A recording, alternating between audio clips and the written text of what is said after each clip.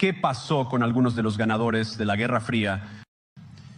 Miro a Bruselas, donde los comisarios de la UE advierten a los ciudadanos que tienen la intención de cerrar las redes sociales durante tiempos de disturbios civiles, en el momento en que detecten lo que han juzgado como, entre comillas, o contenido de odio, o a este mismo país, donde la policía ha llevado a cabo redadas contra ciudadanos sospechosos de publicar comentarios antifeministas en línea, como parte de, entre comillas, combatir la misoginia en Internet, un día de acción.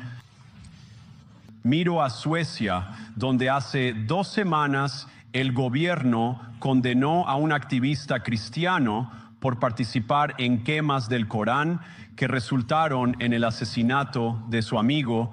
Y como señaló escalofriantemente el juez en su caso, las leyes de Suecia, para supuestamente proteger la libre expresión, no otorgan, de hecho, y cito, un pase libre para hacer o decir cualquier cosa sin arriesgarse a ofender al grupo que sostiene esa creencia.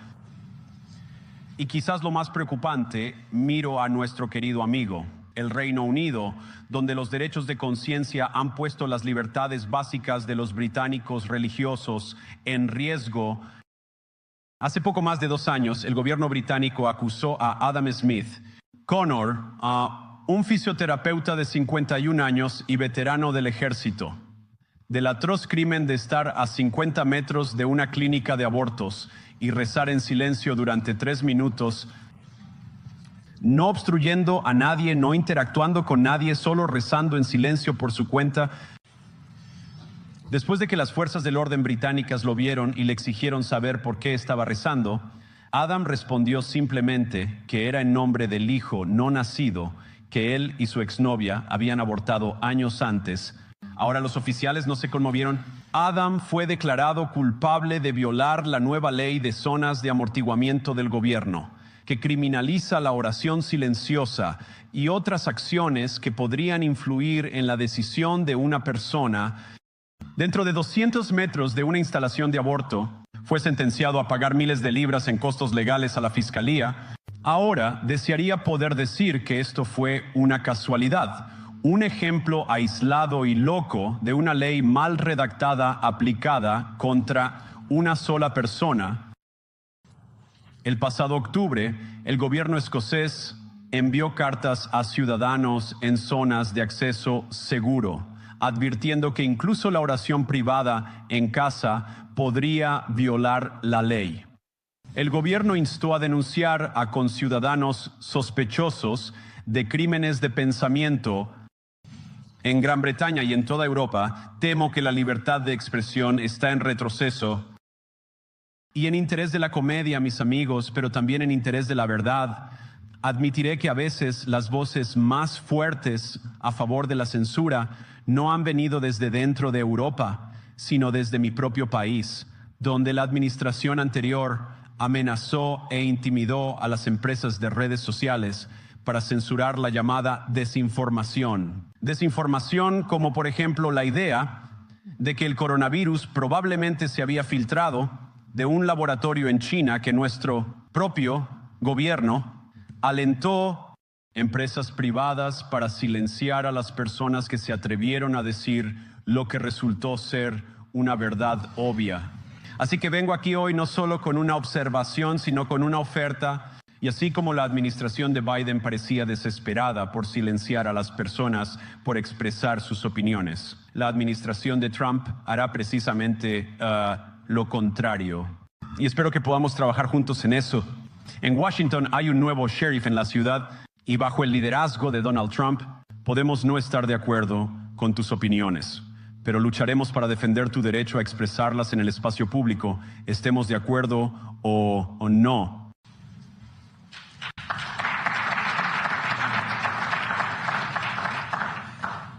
Ahora estamos en el punto, por supuesto, de que la situación se ha vuelto tan mala que este diciembre Rumania canceló directamente los resultados de una elección presidencial basado en las sospechas endebles de una agencia de inteligencia y la enorme presión de sus vecinos continentales. Ahora, según entiendo, el argumento era que la desinformación rusa había infectado las elecciones rumanas Pero le pediría a mis amigos europeos que tengan algo de perspectiva. Puedes creer que está mal que Rusia compre anuncios en redes sociales para influir en tus elecciones. Nosotros ciertamente lo creemos. Incluso puedes condenarlo en el escenario mundial. Pero si tu democracia puede ser destruida con unos pocos cientos de miles de dólares en publicidad digital de un país extranjero, entonces no era muy fuerte para empezar.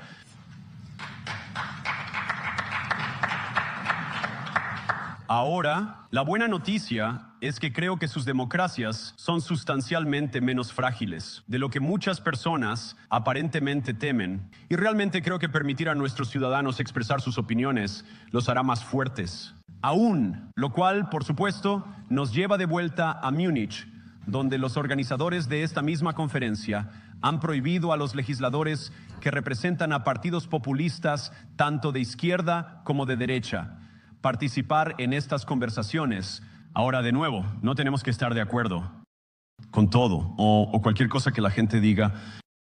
Pero cuando las personas representan, cuando los líderes políticos representan una circunscripción importante, nos corresponde al menos participar en un diálogo con ellos. Ahora, para muchos de nosotros al otro lado del Atlántico, parece cada vez más como viejos intereses arraigados escondiéndose detrás de feas palabras de la era soviética como desinformación y mala información, que simplemente no les gusta la idea de que alguien con un punto de vista alternativo pueda expresar una opinión diferente o, Dios no lo quiera, votar de manera diferente o, peor aún, ganar una elección. Ahora, esta es una conferencia de seguridad y estoy seguro de que todos ustedes vinieron aquí preparados para hablar sobre cómo planean aumentar el gasto en defensa en los próximos años, algún nuevo objetivo.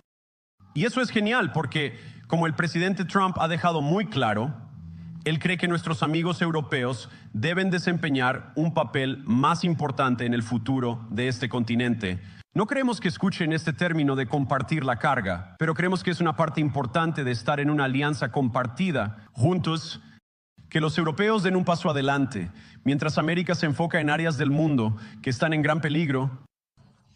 Pero permítanme también preguntarles, ¿cómo comenzarán siquiera a pensar en el tipo de preguntas presupuestarias si no sabemos qué es lo que estamos defendiendo en primer lugar? Ya he escuchado mucho en mis conversaciones y he tenido muchas grandes conversaciones con muchas personas reunidas aquí en esta sala. He escuchado mucho sobre de qué necesitan defenderse y por supuesto eso es importante. Pero lo que me ha parecido un poco menos claro, y ciertamente creo que para muchos de los ciudadanos de Europa, es exactamente para qué se están defendiendo. ¿Cuál es la visión positiva que anima este pacto de seguridad compartida que todos creemos que es tan importante? Y creo profundamente que no hay seguridad si tienes miedo de las voces, las opiniones y la conciencia que guían a tu propia gente. Europa enfrenta muchos desafíos, pero la crisis que este continente enfrenta ahora, la crisis que creo que todos enfrentamos juntos, es una que hemos creado nosotros mismos. Si estás huyendo con miedo de tus propios votantes, no hay nada que América pueda hacer por ti. Ni en ese caso hay algo que puedas hacer por el pueblo estadounidense que me eligió a mí y eligió al presidente Trump. Necesitas mandatos democráticos para lograr algo de valor en los próximos años. Nos hemos aprendido que los mandatos débiles producen resultados inestables, pero hay tanto de valor que se puede lograr con el tipo de mandato democrático que creo que vendrá de ser más receptivo a las voces de tus ciudadanos. Si vas a disfrutar de economías competitivas, si vas a disfrutar de energía asequible y cadenas de suministros seguras, entonces, necesitas mandatos para gobernar, porque tienes que tomar decisiones difíciles para disfrutar de todas estas cosas. Y por supuesto, sabemos eso muy bien en América. No puedes ganar un mandato democrático censurando a tus oponentes o encarcelándolos.